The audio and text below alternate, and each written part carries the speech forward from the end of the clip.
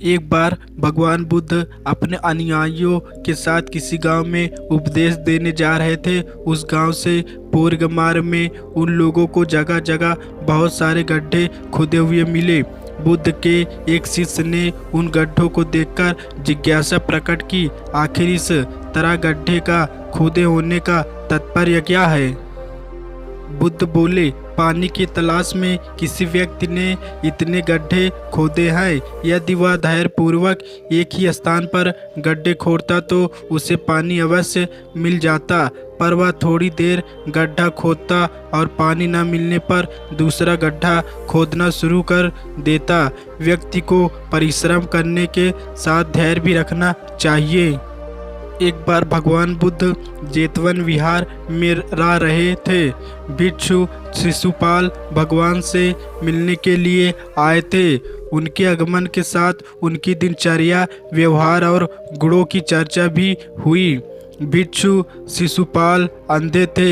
एक दिन विहार के कुछ भिक्षुओं ने कुछ मरे हुए कीड़ों को शिशुपाल की कुटी के बाहर पाया और उन्होंने शिशुपाल की निंदा करना शुरू कर दी।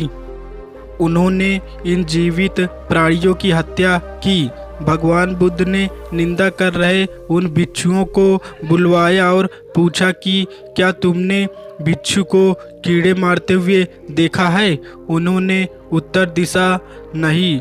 इस पर भगवान बुद्ध उन साधकों से कहा कि जैसे तुमने उन्हें कीड़ों को मारते हुए नहीं देखा, वैसे ही शिशुपाल ने भी उन्हें मरते हुए नहीं देखा और उन्होंने कीड़ों को जानबूझकर नहीं मारा है, इसलिए उनकी भरसत करना उचित नहीं है। भिक्षुओं ने इसके बाद पूछा कि शिशुपाल अंधे क्यों है। उन्होंने इस जन्म में अथवा पिछले जन्म में क्या पाप किए। भगवान बुद्ध ने शिशुपाल के बारे में कहा कि वे पूर्व जन्म में एक चिकित्सा थे। एक अंधी स्त्री ने उनसे वादा किया था कि यदि वे उसकी आंखें ठीक कर देंगे तो वह और उसका परिवार उनके दास बन जाएंगे।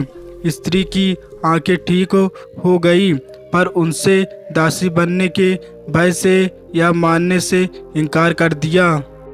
चिकित्सा को तो पता था कि उस स्त्री की आंखें ठीक हो गई है, वह झूठ बोल रही है। उसे सबक सिखाने के लिए या बदला लेने के लिए शिशुपाल ने दूसरी दवा दी। उस दवा से महिला फिर अंधी हो गई। वह कितना ही रोटी पीटी, लेकिन शिशुपाल जरा भी नहीं पसीजता। इस पाप के फलस्वरूप अगले जन्म में चिकित्सा को अंधा बनना पड़ा। राजा बिम्बिसार ने भी कीमती हीरे, मोती और रत्न उन्हें पेश किए। बुद्ध देव ने सबको एक हाथ से सहर्ष स्वीकार किया। इसके बाद मंत्रियों, सेठों, साहूकारों ने अपने अपने उपहार उन्हें अर्पित किए और बुद्ध देव ने उन सबको एक हाथ से स्वीकार कर लिया। इतने में एक बुढ़िया लाठी टेकते वहाँ आई।